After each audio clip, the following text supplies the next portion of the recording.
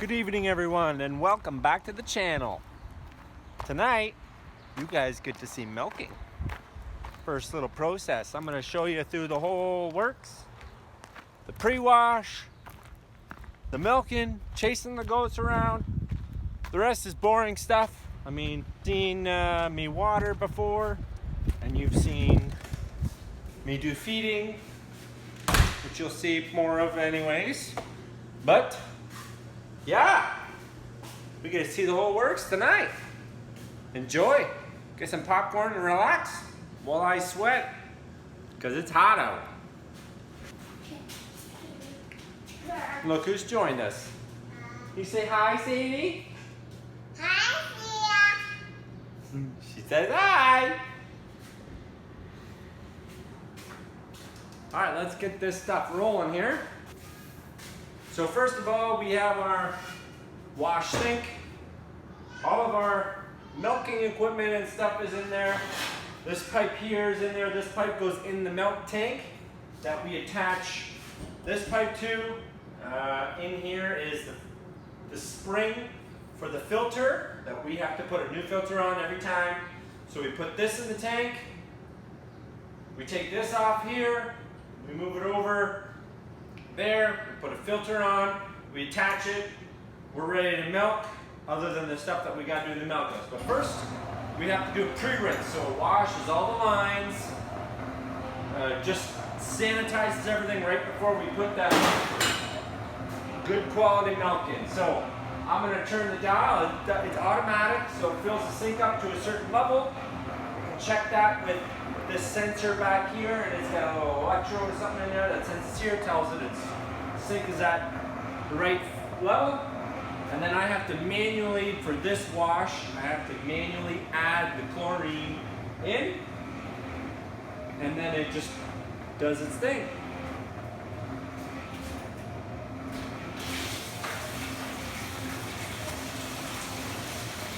Somewhere around that 1/2 to 3/4 cup is what I got to put in there.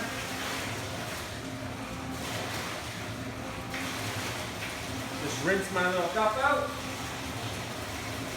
Let it fill up.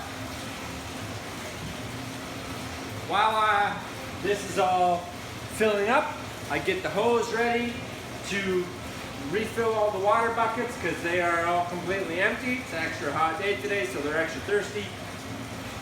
And then when that's turned off, then I start using the water to fill up the goat's water bucket.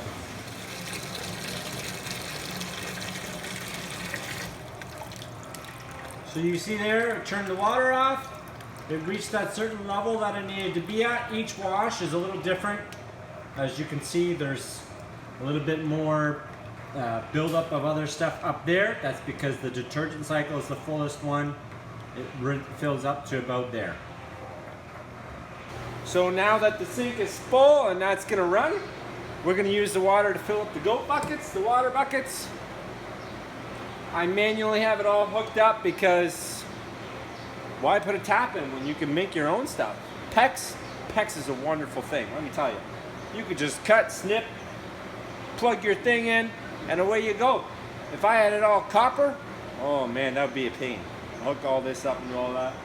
But yeah, then I can manually adjust. I know I don't have red line for this, but this is the hot line.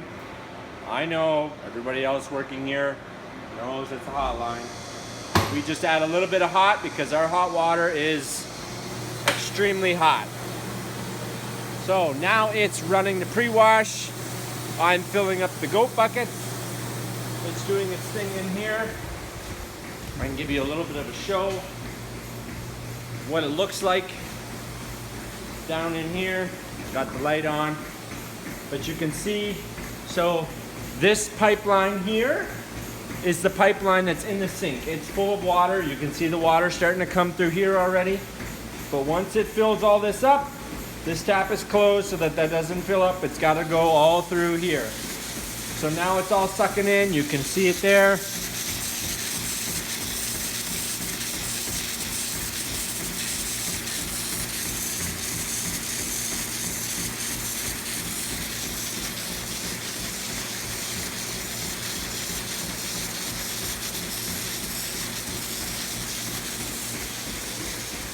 And then it starts to fill up in the bottom of the jar. You can't really see it very well because the jar is pretty dirty yet.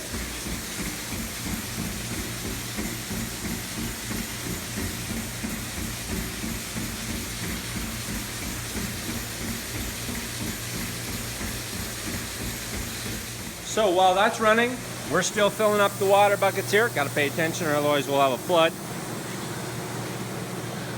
So I'm going to fill up these water buckets. We got these two here. This one's not quite that empty, but these two are pretty empty. I got one down there I got to fill up. And then there are 4 more over there. And there's one over there, but well, I can see it. It looks like it needs to be filled up yet too. So I got that one over there. We got a couple loose goats. We got Sadie, Corallins, and little babies we have in the bucket over there. She's just wonderful help, that girl. So while the water's filling up, I'm gonna push in the feed here. They haven't been eating a whole lot today, so I don't really need to feed that much tonight. I do need to feed, but not that much. It's just, it's hot. They don't like eating when it's hot. I mean, we're no different, right? Who wants to have a nice 5-course meal when it's 30 degrees with the humidity feeling like 40? It's not nice. They just want to drink. So while that's all being done, water's being done, I'm going to sweep up and we're going to feed. Now for some of you who are wondering, how does it know when it's done? Through the timer on here that sends it through, sends a little signal to this thing saying, hey, I need that water back or I want to dump it. So right now, what you're hearing is it's sucking from down in there. It's trying to suck more water, but there's no more water in the sink because this little guy here said, hey, we're all done. So that's how we know when we're done. It starts dumping all the water in here and goes out the drain, and it's done. And then it'll keep doing that, sucking air until for so long, so the timer says, hey, it's time to turn off. We don't need any more. It's done. And the lines are like dry. There's very, very, very little water in there. And then when that's done, then we can get all that set up for milking. We got a bit of feeding to do, not much. We got a little bit of feeding to do. And then we can start milking.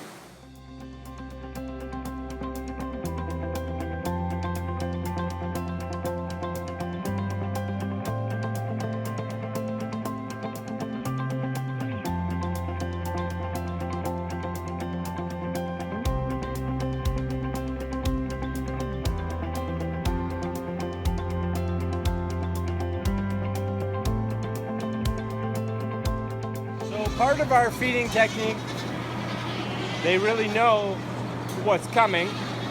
We have 3 different types of feed. So we have our nursing feed, so the goats that are milking get a feed. Our kids, the young kids, they get another feed. It has a certain medication in it to help them with coccidiosis, which is generally created through their main source of energy is from milk. So they have that feed, and then the feed I'm feeding here, it's a nice little pellet. They love it. As you can tell, they're waiting for it. This feed here has a medication in it to help them with miscarriages. So they're not bred yet, but we want to build their immunity to it. We don't just want to give it to them right when they need it because you're asking for problems. We are trying to prevent, what's the word I'm looking for? They talk about rather than react, you want to proact. So we're trying to proact here, and we're going to feed it to them before they need it so that when the situation comes up, we don't have to react to the situation. We already have a handle on it. So as a measurement of how much we feed them, I know how many kilograms, that's the way we go by, I'm supposed to feed per goat per day. Now there's roughly 65, 70 goats, kids in that pen. This is a 3 kilogram scoop, give or take. I never weighed this one. So I need one of these scoops per 10. So I give them a little bit more because I'm a generous guy. I'm gonna give them 7 scoops.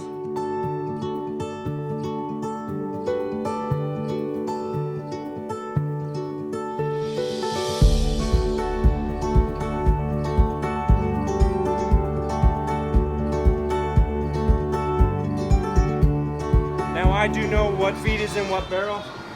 Now you guys know that's the medicated doling feed. That's a lactating goat ration. We only have 2 barrels. Yes, we have 3 feeds, but the one feed we barely use. So I just feed that feed as I need it. We only use a little bit at a time. Where's my bucket? I don't know where my pail is. But that particular feed, we only feed a very little bit of it. So I don't need to have a big barrel. Okay, so we have the 3 different feeds. As you can see, we got a big giant 20-ton bin. That's bin number 1 here. We got bin number 8 over there. That's a 6-ton bin. That's for the doling pellet. The big bin is for the nursing pellet. And then we have this little cute little bin over here.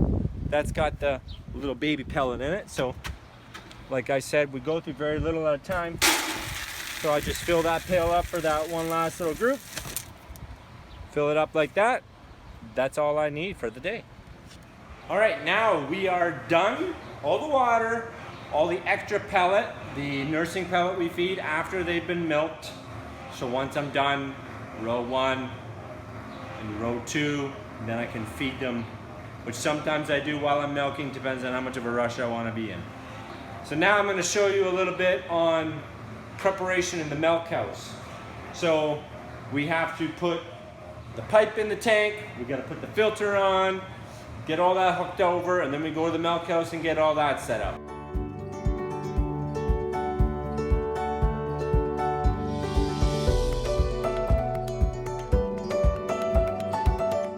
This is the spring I was telling you guys about. I got to put a filter over top of this, shove it back in that pipe.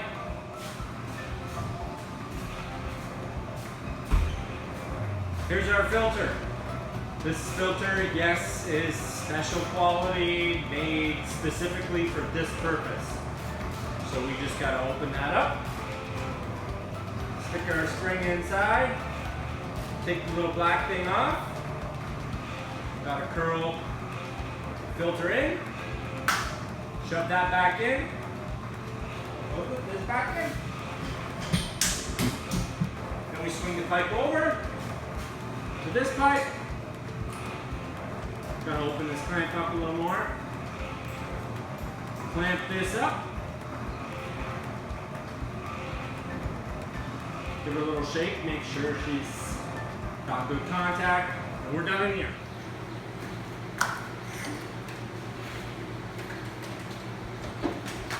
Then we gotta take this hose off, put that over there, close these 2 valves to allow milk to go in. And then we take these off over here.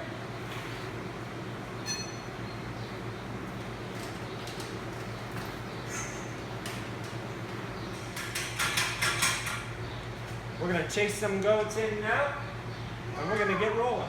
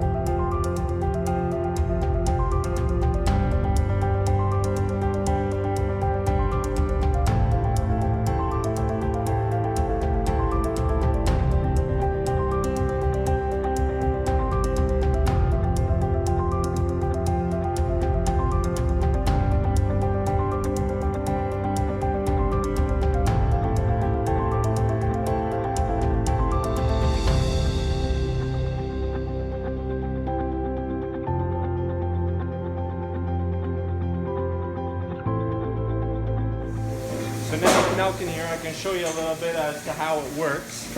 I got one that's done over here that I can show you. So these things, they turn on automatically when you put them on a goat. Now, right now, they're still sucking. They're not designed to shut off at all, but I don't like pulling them off that way, so we have this little tap down here. We're able to cut off the vacuum that sucks, and they just fall off so nice. So then when we want to put them back on, we turn that tap, and you'll see, you'll hear it, it'll just click.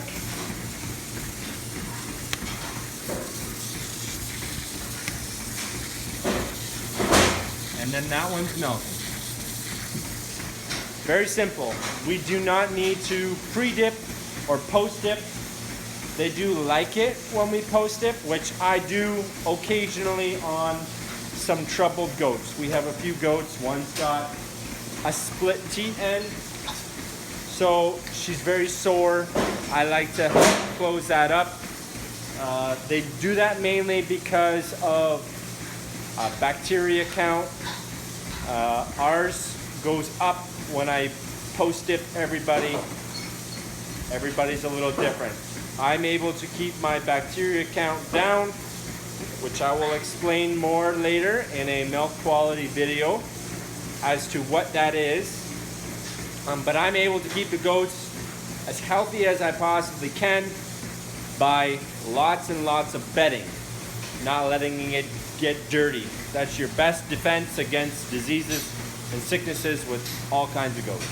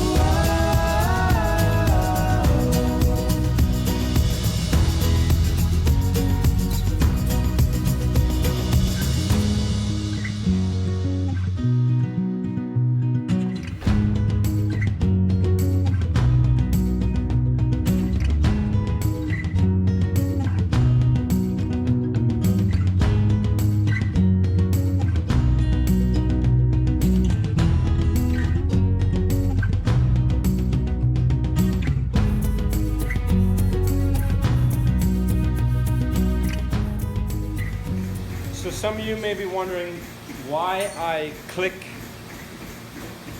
these little bottom of these little tab things here. So these are auto. When the teat goes in the hole there, this automatically sucks up and lets the air in. Well, when we're done milking the two, there's always a little bit of milk that stays in the bottom in here.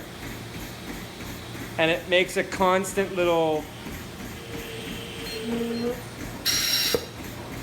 just ever so slightly like it's sucking something. So it gets kind of annoying when you have 12 of them in the whole parlor doing it at the same time. Makes a lot of noise.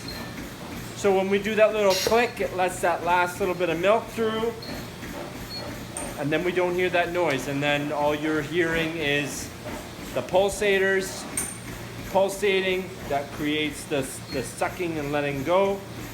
And then you also hear the air restrictor. Again, those are things I will explain a little more later. And that's really all you hear, other than the goats maybe playing with feed troughs.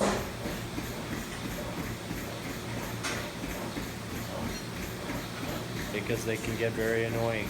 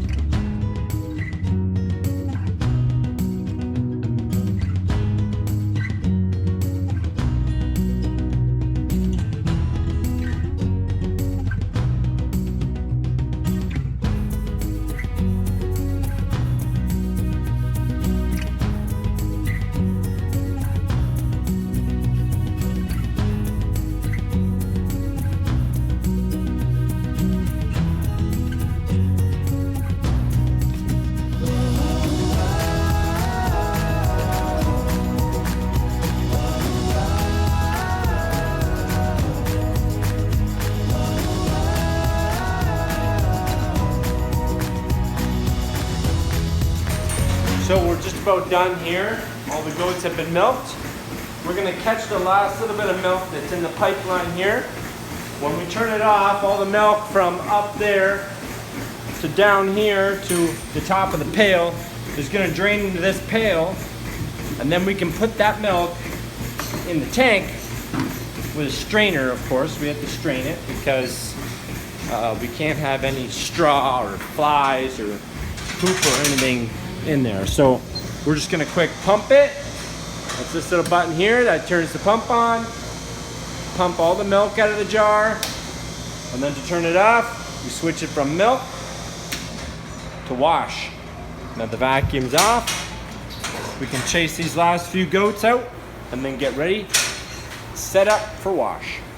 So I'm now going to, now that we got all these wash cups hooked up, I'm gonna scrape up there and scrape on this side. I'm not gonna scrape down there because we got fly bait down there. The flies love it, and if there's extra goodies like straw, manure, whatever stuff, smelly stuff that flies like, it attracts them down there, they eat the bait and they die. Once it gets a little disgusting, which it's getting there, then we wash it all and it looks nice and shiny clean again.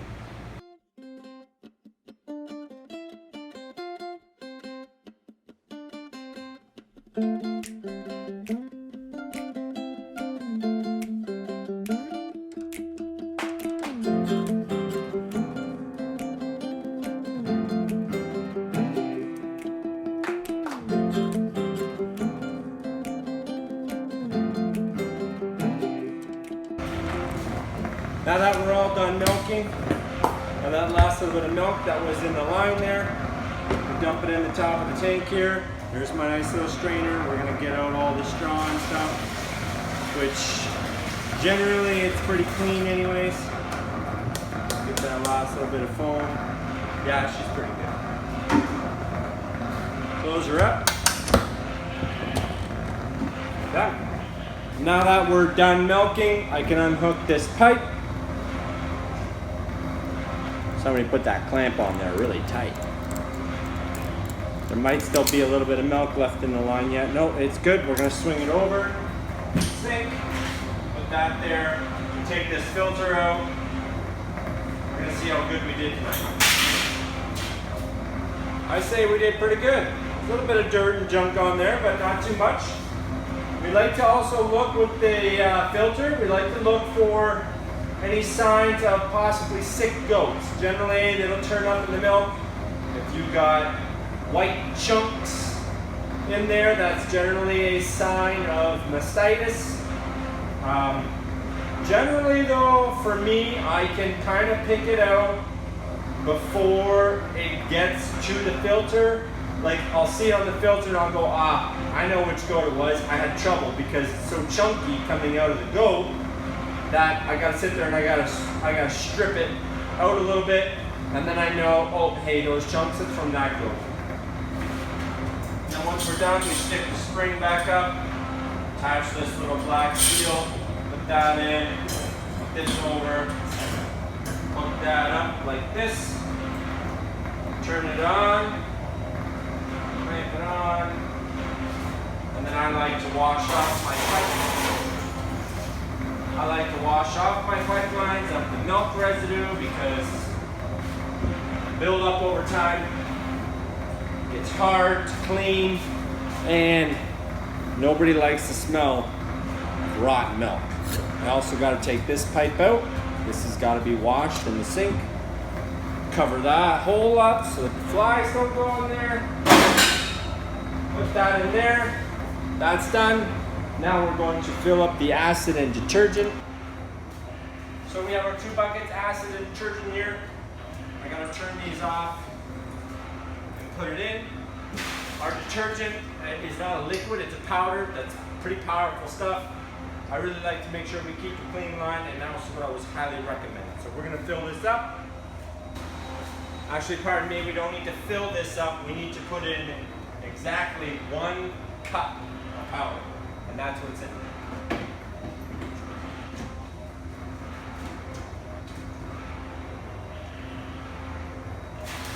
This one's got the red tape on it because I got to put that much acid in.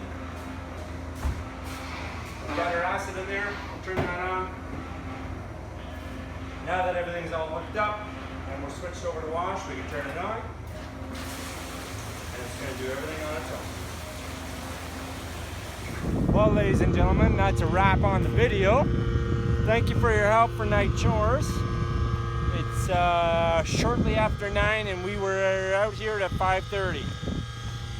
I'm gonna go inside, have myself a nice cold, refreshing bowl of ice cream. If you liked the video, please tell your friends. Oh, and we got a storm brewing in.